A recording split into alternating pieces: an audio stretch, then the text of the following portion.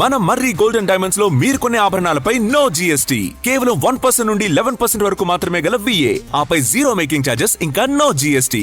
మర్రి golden diamonds.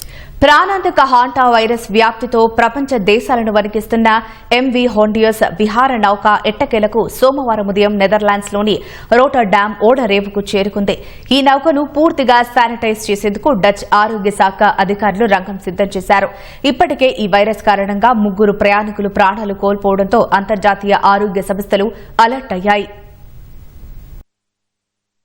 Hanta virus వ్యాప్తితో వార్తల్లో నిలిచిన MV Hondius cruise ship సోమవారం ఉదయం నెదర్లాండ్స్ తీరానికి చేరుకుంది. డచ్ పోలీస్ బోట్లు, టగ్ బోట్ల కట్టుదిట్టమైన భద్రత మధ్య ఈ నౌకను పోర్టులోకి తీసుకొచ్చారు. ప్రస్తుతం ఈ నౌకలో 25 మంది క్రూ సిబ్బందితో పాటు 2 వైద్య నిపుణులు మాత్రమే ఉన్నారు. డెక్పై ఉన్న సిబ్బంది అందరూ రక్షణ మాస్కులు ధరించి కనిపించారు.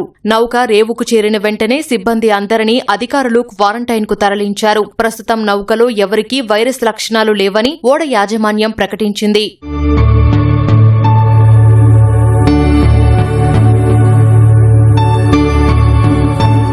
ఈ నౌకలో ప్రయాణించిన వారిలో ఇప్పటి వరకు 11 హంటా వైరస్ కేసులు వెలుగు చూడగా అందులో 9 కన్ఫర్మ్ అయ్యాయి. దక్షిణ అమెరికా పర్యటనలో ఈ వైరస్ బారిన పడిన నెదర్లాండ్స్ కు చెందిన దంపతులు సహా మొత్తం 3 ప్రయాణికులు మరణించారు. పరిస్థితి తీవ్రతను గమనించిన అధికారులు 6 రోజుల క్రితమే స్పెయిన్ కు చెందిన కనరీ ఐలాండ్స్ లో మిగిలిన ప్రయాణికులందరినీ PPE కిట్లు ధరించిన రక్షణ సిబ్బంది పర్యవేక్షణలో కిందకు దించేశారు. వారు అక్కడి నుంచి ప్రత్యేక విమానాల్లో 20కి పైగా దేశాలకు చేరుకొని ప్రస్తుతం ఐసోలేషన్లో ఉన్నారు.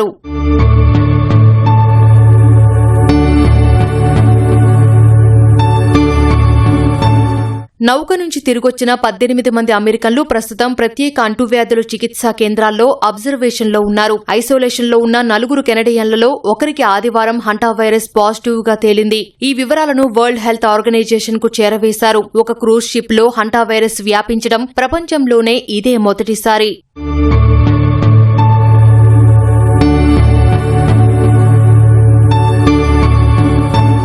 ఫ్రాన్స్ కు చెందిన శాస్త్రవేత్తలు ఈ వైరస్ జన్యుక్రమాన్ని విశ్లేషించారు. ఇది దక్షిణ అమెరికాలో కనిపించే ఆండీస్ వైరస్ రకానికి చెందినదేనని వారు స్పష్టం చేశారు. దీనిలో ఎలాంటి కొత్త మార్పులు లేవని, ఇది మరింత వేగంగా వ్యాప్తి చెందే ప్రమాదం లేదని తేల్చారు. డచ్ ఆరోగ్య శాఖ నిబంధనల ప్రకారం ఈ నౌకను పూర్తిగా రసాయనాలతో డీకంటామినేట్ చేయనున్నారు. క్లీనింగ్ చేసే సిబ్బందికి క్వారంటైన్ అవసరం లేకుండా ప్రత్యేక రక్షణ కవచాలు అందించారు. పూర్తి తనిఖీల తర్వాతే ఈ నౌకను మళ్లీ సముద్రంలోకి అనుమతిస్తారు.